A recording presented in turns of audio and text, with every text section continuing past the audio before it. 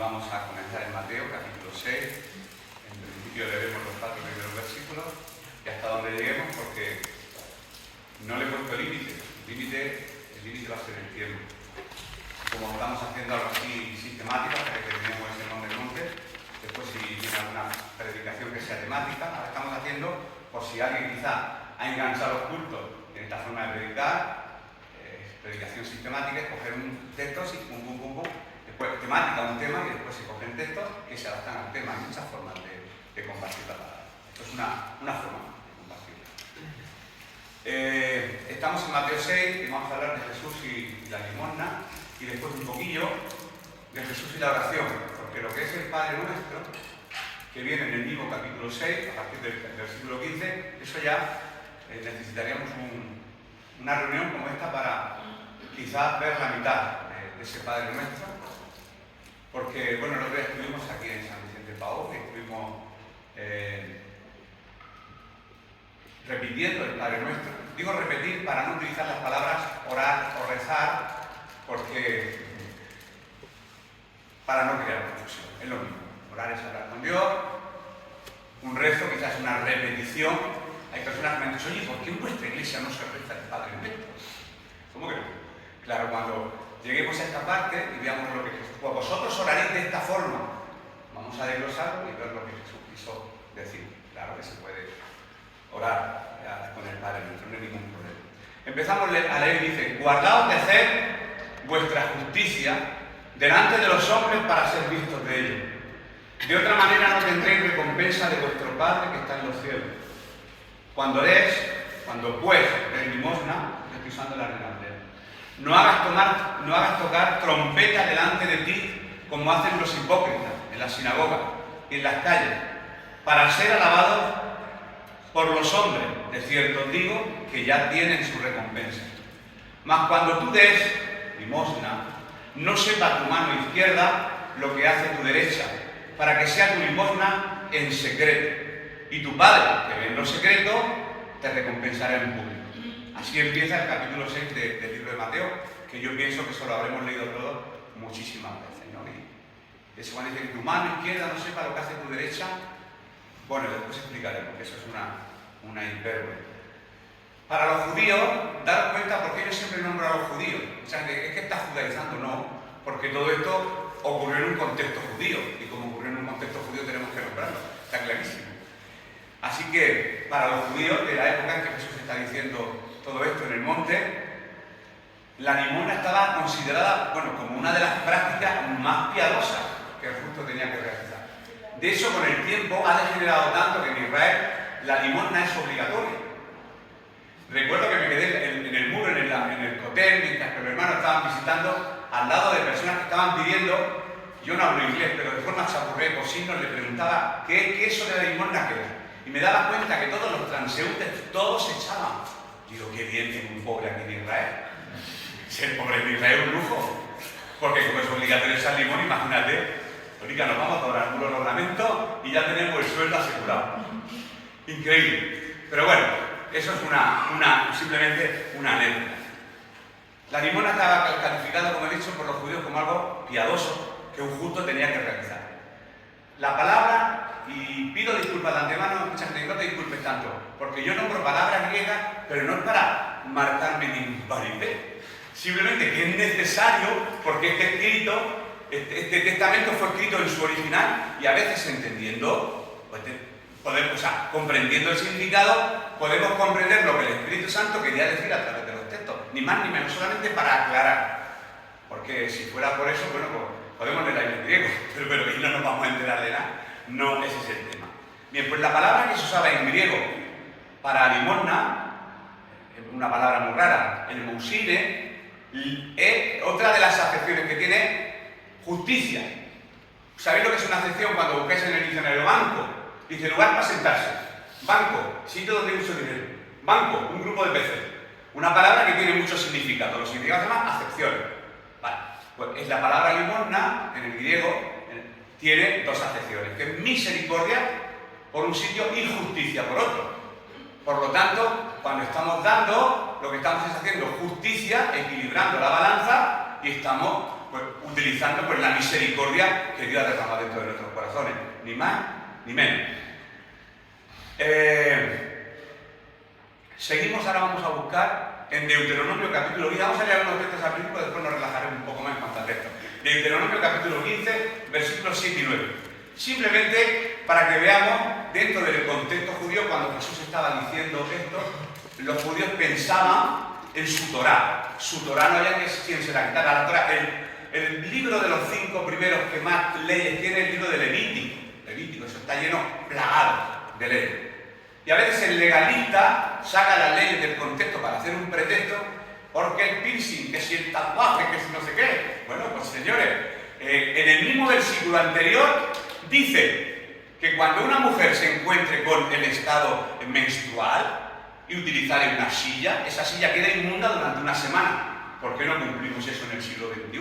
Porque si hay que cumplirlo todo, lo tendremos que cumplir todo. ¿Lo cumplimos todo o no cumplimos nada? Tenemos que entender los contextos, el momento, a quién y para quién se escribió el texto, y dejaríamos de ser un poco legalistas. Quizá yo lo digo porque lo he sido en otro tiempo y estoy curándome en ese aspecto. Y pienso que muchos necesitamos curarnos en ese aspecto. Deuteronomio 15:7 dice: cuando haya en medio de ti menesteroso de alguno de tus hermanos, en alguna de tus ciudades, en la tierra que el Señor tu Dios te da, no endurezcas tu corazón, ni cerrarás tu mano contra tu hermano pobre, sino abrirás a él tu mano libremente, liberalmente, dice aquí. Y en efecto, le prestarás lo que necesite. Guárdate de tener en tu corazón pensamientos perversos diciendo: cerca está el año 7º, el de la remisión, y mires con malos ojos a tu hermano menesteroso para no darle. Buscar una excusa para no darle. Porque él podrá clamar contra ti al Señor y se te contará por pecado. No nos tenemos tiempo de explicar este texto, que tiene mucha molla y mucha tela y es importante. Pero bueno, ya el pueblo de Israel sabía que tenía la obligación de dar al menesteroso.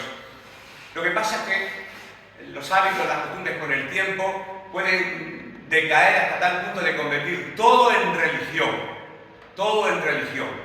Y no hace falta definir de nuevo la palabra religión. Esfuerzo del hombre para llegar a Dios. Lo he hecho yo. He orado yo. He dado limosna yo. Esto lo prediqué yo. Ese es el problema. Y eso es lo que Jesús quería romper. Menos protagonismo, que la actitud no fuera que todo se centrara en el hombre, en el humanismo, sino que todo se centrara en darle la gloria a Dios. Jesús y la limosna. Tengo aquí el título. En las Escrituras, ahora vamos a buscar el Salmo 112, 5 al 9.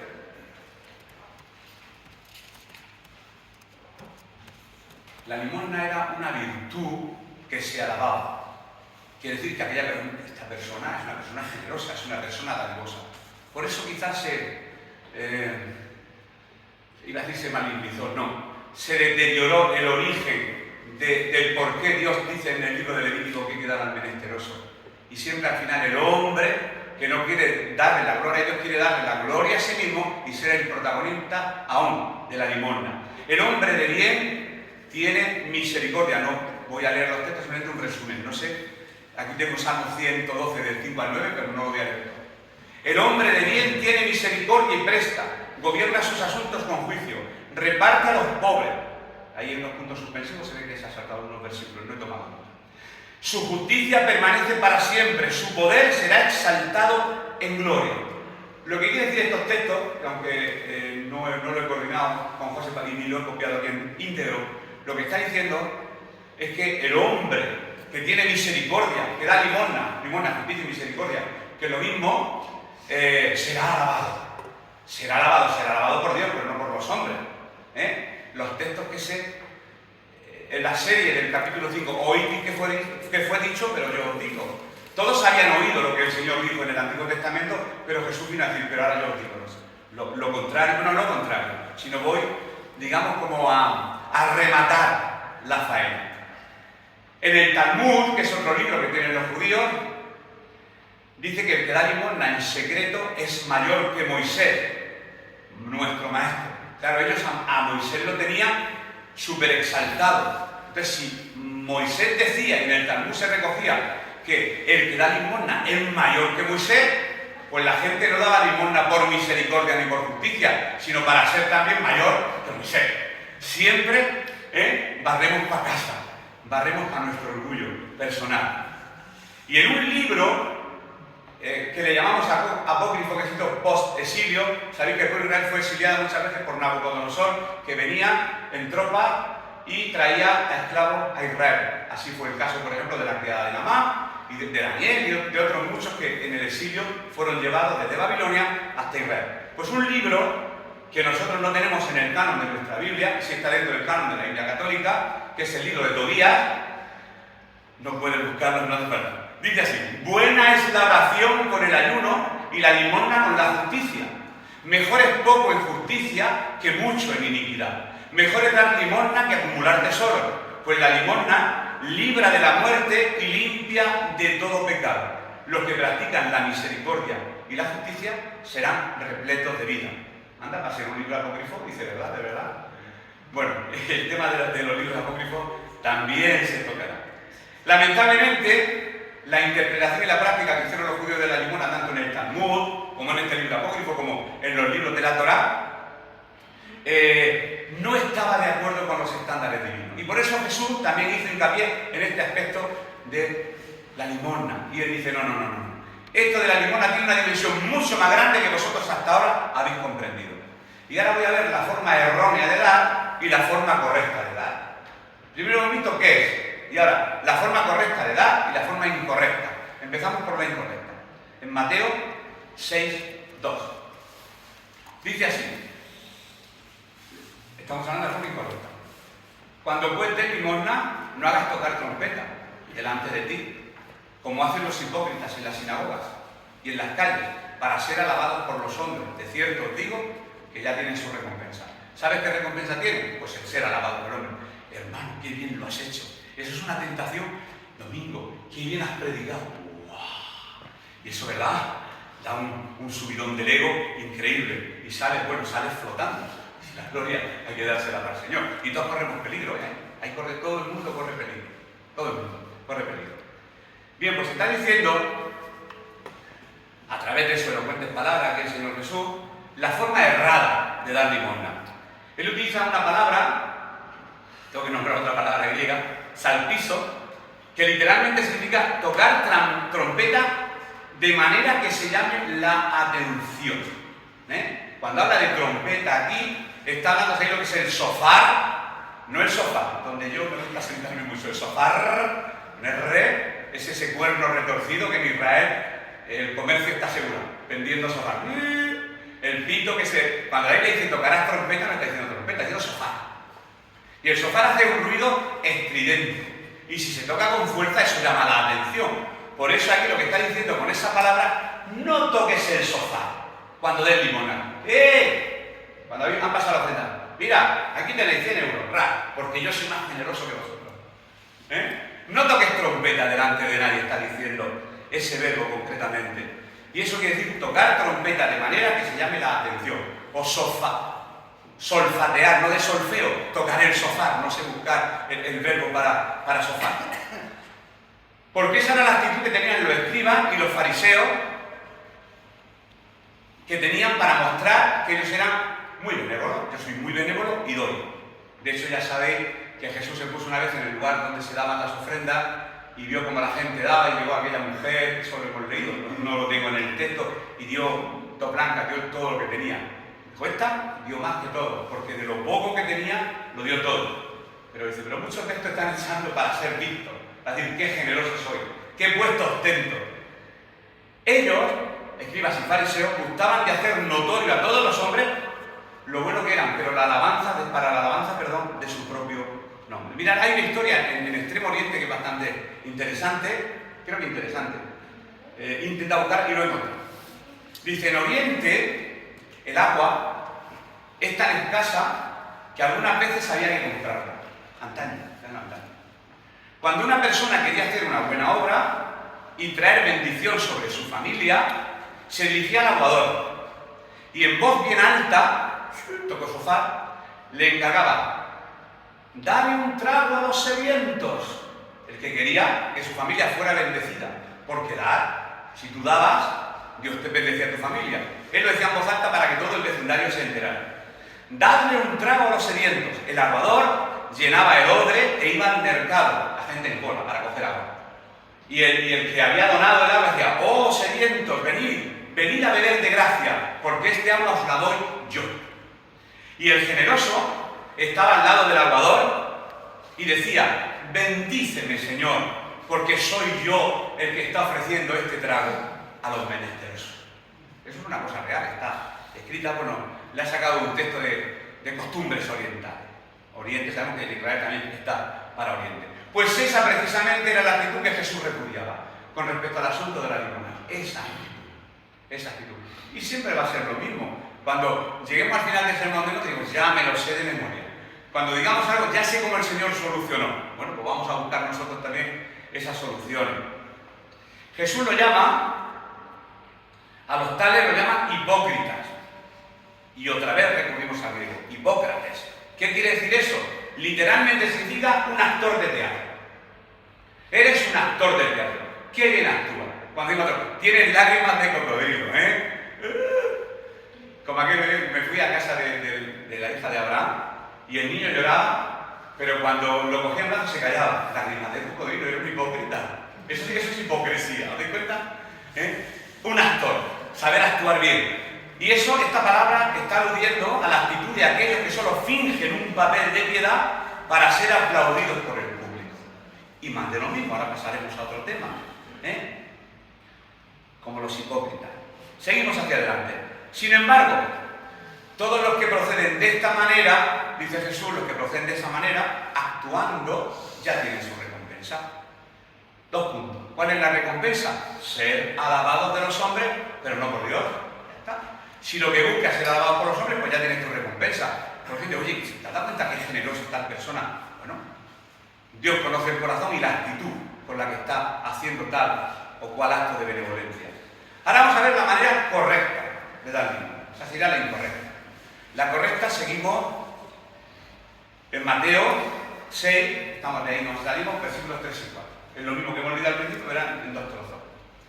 Mas cuando tú des limosna, no sepa tu izquierda lo que hace tu derecha, para que sea tu limosna en secreto, y tu Padre que ve en lo secreto te recompensará en público. Bueno, la Biblia está llena de muchos, géneros literarios, quiere decir simbolismo, porque por ejemplo, si os vais a Eclesiastés 12, donde está hablando de la vejez, hay un texto precioso. Acuérdate de tu Creador en los días de tu juventud, antes de que lleguen los días malos. Y empieza a describir perfectamente el autor de Eclesiastés lo que es la vejez. Dice, cuando temblarán los guardas de la casa, el Parkinson. Cuando se oscurecerán los que miran por las ventanas, la presbicia, la miopía, la hipermetropía y el glaucoma. Dice, y cuando florecerá el almendro, aquí el pelo, la vejez. Claro, es ese. Pero cuando leemos la Escritura, como sabemos mucho, lo leemos y parece que estamos leyendo una poesía muy bonita, y Eclesiastés 12 es precioso. Pero si llegamos hasta el significado, ahora entiendo lo que está diciendo aquí el señor Salomón. Está alabando la vejez. Que te acuerdes cuando eres joven, porque cuando uno es mayor ya le va a costar un poquillo más. Así que durante aprovéchala bien para el Señor. Es el mensaje que tenía. Pues Jesús aquí está utilizando una exageración, otra figura literaria que se llama hipérbole, que es exagerar. ¿Qué es una hipérbole? Cuando yo estoy hablando contigo y no me escuchas, digo que te lo he dicho ya 1000 veces. No se lo has dicho bien, se lo has dicho 3, te faltan 997. Eso es un hipérbole. Una exageración tremenda. Sobre todo las madres, que te lo he dicho 1000 veces que recojas tu habitación. Y 2000 que se la diga a los críos, no la van a recoger. Utiliza esa hipérbole para aclarar la forma, lo hace para aclarar la forma correcta de la limosna. Que tu mano derecha no sepa, mano, no le digas a la otra, las manos no hablan. Cuando le damos a un ser inanimado la función de un ser animado, es otra figura literaria, que se llama personificación. Que tu mano no sepa, no le digas a nadie nada. Que tu mano izquierda no sepa lo que hace tu derecha, ni tu derecha lo que hace tu izquierda. Jesús exagera, pero para mostrarle la forma correcta en que hay que dar a los demás. Así que por lo tanto el dar limosna, ahora estamos viendo la forma correcta, no tiene que ser ni por motivos egoístas, de recibir prestigio, o en este caso este hombre que buscaba ser alabado y que su familia fuera bendecida llamando al adorador allí en Oriente, y tampoco como un deber. Bueno, como es un deber tengo que hacerlo, con lo que me cuesta soltar, madre mía, qué obligación tengo. No, tiene que emanar de un corazón generoso. Tiene que emanar. Por eso, cuando muchas veces pasamos la ofrenda, lo hemos hablado muchas veces, ¿verdad? Que hay que decir, personas que quizá vienen y no conocen, oye, voluntariamente nadie se tiene que sentir obligado. Lo que quizás somos miembros, estamos en esta congregación, pues quizás sí participamos, pero si alguien que se sienta con plena libertad, sin obligar a nadie. Así que tiene que emanar el tema de dar de un corazón generoso que ama la misericordia y cuyo único fin es ayudar verdaderamente a la necesidad. No ayudarte a tu ego, ni a tu yo, ni que tu familia sea bendecida. Gente, se puso de moda en las iglesias que voy a sembrar en el hermano para que Dios me bendiga a mí. Claro, ya estás dando con un motivo. Doy para recibir, no, tú no das para recibir. Tú das para. Y ya está. Para recibir nada.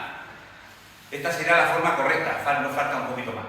Nuestro mayor ejemplo, ¿quién fue? Cristo. Vamos buscando en 2 de Corintios, capítulo 8 y versículo 9. En 2 de Corintios 8, 9, ¿quién nos dio ejemplo con respecto al tema de edad? Pues Jesús. ¿Qué es lo que dio? Fíjate lo que dio. Porque ya conocéis la gracia de nuestro Señor Jesucristo, que por amor a vosotros se hizo pobre, siendo rico, para que vosotros con su pobreza fueseis enriquecidos. Claro, pobreza y riqueza aquí se puede traducir de varias maneras. Una riqueza que tengo, riqueza material, pero Él se humilló hasta lo sumo. Hasta la muerte, se humilló hasta la muerte y muerte de cruz. Abandonó la gloria para. O sea, Él dio todo lo que tiene, todo lo que puede tener ser humano, su vida. Entregó su vida al completo. Más dadivoso que Jesús no tenemos ejemplo alguno en la Biblia.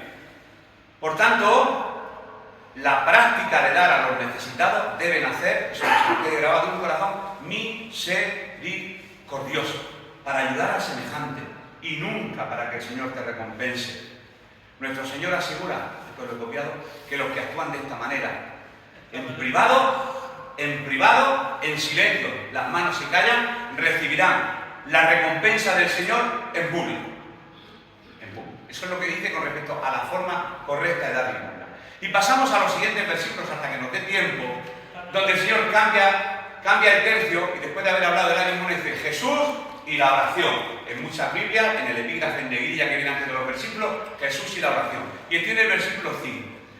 Y cuando ores, ya se acabó el capítulo de la limosna, ahora habla de la oración. Y cuando ores, no seas como los actores de teatro, como los hipócritas. Porque ellos aman el orar en pie, en las sinagogas y en las esquinas de las calles para ser vistos de los hombres. De cierto os digo que ya tienen su recompensa. Mas tú cuando ores, entra en tu aposento y cerrada la puerta, ora a tu Padre que está en secreto, y tu Padre que ve en lo secreto te recompensará en público. Y orando, no uséis vanas repeticiones como los gentiles. Ahora hablaremos de esas vanas repeticiones. Que piensan que por su palabrería serán oídos. No os hagáis pues semejantes a ellos, porque vuestro Padre sabe de qué cosas tenéis necesidad, antes de que vosotros las pidáis. Vosotros pues oraréis así. Padre nuestro que estás en los cielos, santificado sea tu nombre, venga tu reino. Hágase tu voluntad como en el cielo, así también en la tierra. El pan nuestro de cada día, dánoslo hoy. Y perdónanos nuestras deudas como también nosotros perdonamos a nuestros deudores. Y no nos metas en tentación, mas líbranos del mal. Porque tuyo es el reino, y el poder, y la gloria, por todos los siglos. Amén. Porque si perdonáis a los hombres sus ofensas, os perdonará también a vosotros vuestro Padre Celestial. Mas si no perdonáis a los hombres sus ofensas, tampoco vuestro Padre os perdonará vuestras ofensas. Todo ese tocho de versículos que he leído no nos va a dar tiempo a desglosarlos, pero hasta donde lleguemos, porque por lo menos me gustaría en esta mañana que salgamos con el concepto de ¿para qué oramos? Y cómo se debe de orar. No es decir que haya un modelo y que tienes que seguir cada uno el libre. Nos expresamos al Señor cada uno pues, con nuestras palabras y con nuestro corazón. Pero si hay cierto hincapié que el Señor hizo en esto. De la misma manera que la limosna era considerada en el pueblo judío como una obra de justicia, la oración exactamente igual. Una práctica digna de los justos y muy practicada entre los judíos. De tal manera que de nuevo vuelven a estirar el mandamiento. Llegamos de la Biblia al Talmud y entonces ya se hacían oraciones para todo. Oraciones para antes de comer, oraciones para después de comer, no digo que esté mal, oraciones cuando salía la luna nueva, oraciones cuando llovía, oraciones cuando salías de tu ciudad, oraciones cuando entrabas a la ciudad? Bueno, cuando vamos de viaje, muchas veces oramos, ¿verdad?, para que el Señor nos guarde en el viaje. Cuando estamos comiendo, pues damos gracias al Señor por los alimentos que estamos tomando. No estoy diciendo, estamos diciendo cuando ya empezamos a desviarnos de lo original de cómo orar. Pues todos estos tipos de oraciones que están en el Talmud tenían como objetivo crear en el judío la admiración y la gratitud por Dios. Y está bien, Señor, te doy gracias por el alimento, por el vestido. Claro que tenemos que dar gracias cuando entramos, cuando salimos, por supuesto.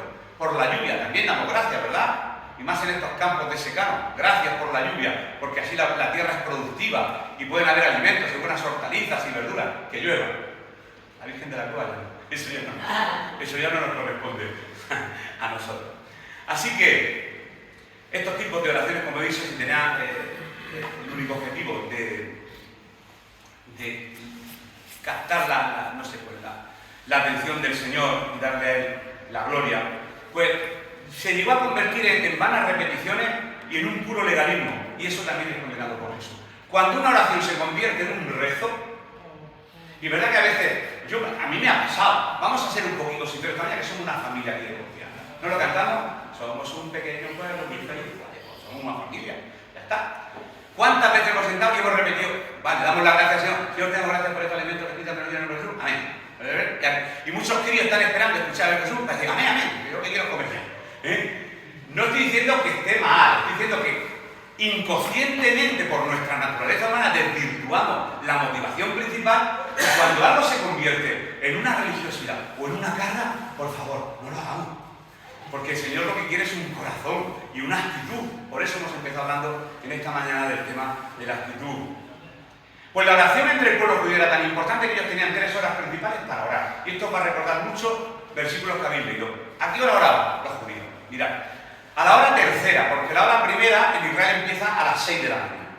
La hora tercera era las 9 de la mañana. La hora sexta, las 12, y la hora novena, las 3. En esas, los musulmanes son 5 y los judíos 3. 3 veces a la semana oran.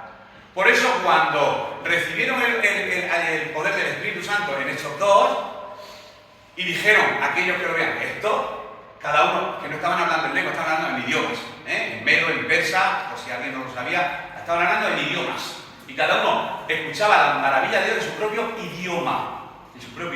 Mucha gente fue diciendo, estos están borrachos. Y Pedro, cuando se levanta a dar el primer discurso en Hechos 2, dice, no, señores, que es la hora tercera. Son las 9 de la mañana, no han abierto ni una cantina todavía, no han tenido tiempo de tomar ninguna copa. Esto no es tan ebrio, lo que estáis viendo es el poder del Espíritu Santo que ha descendido sobre su vida. Le ha quitado la cobardía de esconderse y de salir a predicar el Evangelio. Pues esta costumbre se perpetuó y llegó del Antiguo al Nuevo Testamento. Y ahora, por ejemplo, pues vamos a leer el Salmo 55, 17. Salmo 55, 17. Y después, bueno, lo repetiré después, Daniel 6:10. Salmo 55, 17, para ver que esto de las 3 horas al día es una cosa bíblica, simplemente esto es una ilustración, una enseñanza. Dice el Salmo 55, tarde, mañana y a mediodía oraré, clamaré y Él oirá mi voz. 3 veces. ¿Por qué? Porque el salmista es David, bueno, quizás si este salmo lo escribió otro que no fuera David, y era judío y eran las costumbres del pueblo de Israel. Después vamos a Daniel capítulo 6, versículo 10. Daniel 6:10. Y todos saben que cuando el rey dirigió aquella estatua y dijeron aquellos que al sonido del tambor y de unos instrumentos muy raros, la zampoña, el tamboril, todos tenían que arrodillarse, Daniel no. Daniel abría las ventanas de par en par y oraba a su Dios. Y Daniel era judío, también llevado en el exilio a Babilonia. Y dice en Daniel 6:10, cuando Daniel supo que el edicto había sido firmado, entró en su casa y abiertas las ventanas de su habitación, cámara, que daban hacia Jerusalén, se arrodillaba 3 veces al día. Claro, a las 9 de la mañana, a las 12 del mediodía y a las 3 de la tarde. La tercera la hora, la sexta y la novena hora. Y oraba y daba gracias delante de su Dios como lo solía hacer antes. No le cambió el rito porque pasara de Israel a Babilonia y tuviera que seguir otras costumbres, como José. José cuando llegó le decía, tienes que rezarle a Amón y a Ra y a todos los dioses de Egipto. No. Y cuando él dijo, no, yo tengo un Dios, la gente se ríe como un Dios. Con un Dios no hay bastante. Nos tenemos aquí 150 dioses y los romanos tenían más de 300. Con un Dios no tenemos para nada. Eso son las religiones monoteístas. Quizá nosotros, como vivimos en una cultura monoteísta, no entendemos a los politeístas. Pero bueno, 3 veces, dice el salmista, 3 veces oraba Daniel. Y en Hechos capítulo 3 y versículo 1, sabemos que Pedro y Juan se dirigían al templo a orar. Lógicamente, si iban al templo a orar, iban a una de estas 3 horas. O a las 9, o a las 12, o a las 3. Y lo dice. Pedro y Juan subían juntos al templo a la hora novena, la de la oración. ¿No ves? La hora novena. Fijaros si se había perpetuado en el tiempo, 1000, 2000 años, la costumbre judía de orar 3 veces al día. Bueno, pues los musulmanes tienen esta misma práctica, pero 5, es la costumbre que tienen, de orar. La intención de esta práctica de orar era crear la buena costumbre. No está mal, ¿verdad? Es una buena costumbre pues, de buscar a Dios. Sin embargo, esto con el tiempo llegó a convertirse en algo monótono, no se practicaba con un corazón sincero, sino como robot programado, pues para tal cosa. Cuando yo estaba en el convento, recuerdo que nosotros rezábamos laudes, maitines y vísperas. Eran los 3 rezos que yo tenía en el convento. Me levantaban, me rompían el sueño a la 1 de la mañana para rezar. Y me volvía a acostar a las 3. Madre mía, me volvían a levantar a las 6. Los maitines, las vísperas, los laudes. Eran 3 oraciones que teníamos, lógicamente, en aquel libro que nos dieron. Concretamente fue en el seminario de los hermanos maritas, una orden religiosa que está dentro de la Iglesia Católica. O sea, que el rezo puede ser algo repetitivo, que no sale de un corazón, pero no solamente, ¿verdad? Tenemos fijación dentro del pueblo católico, dentro del pueblo cristiano en general, porque todos somos seres humanos. También se desarrolló una creencia que la oración podía ser eficaz solamente si se realizaba en ciertos lugares. Porque como el Señor está en la iglesia, yo voy a la iglesia, que nadie se me dice, domingo ha dicho, pues ya no venimos a la iglesia. Porque esto no es la iglesia, este es el lugar donde se reúne la iglesia, que somos nosotros. Gente que con el tiempo decía, bueno, vamos a buscar un lugar muy íntimo, al templo. Bueno, y el lugar parece que era algo muy importante. Yo tengo un testimonio de un tal Nicky Cruz, claro, yo soy muy viejo, pero Nicky Cruz, que fue, bueno, un pandillero ahí en Estados Unidos, formaba parte de unas pandillas y un predicador, pues le llevó el evangelio a personas que, bueno, en los años, no sé si fueron 60 y tantos, 70, allí proliferaba y empezó el tema de la droga, y este chaval se convirtió al Señor y con el tiempo él quería estudiar la palabra. Y entonces llegó a un seminario allí en Estados Unidos. Y él veía que algún grupo se sentaba en un lugar y en ese lugar la gente como que recibía bendición, adoraba, alababa al Señor y él decía, pues se ve que en ese lugar, justo en ese rincón, dice Nicky Cruz que se sentaba cada día en esa silla para ver si en ese lugar específico iba a sentir la presencia de Dios. ¿Os dais cuenta? La ignorancia del ser humano, confinamos la bendición de Dios a un lugar. Hombre, lógicamente nadie se va a ir en la fiesta de Navidad con los chiquillos ahí tocando las panderetas y las zambombas a orar al Señor. Buscamos la tranquilidad.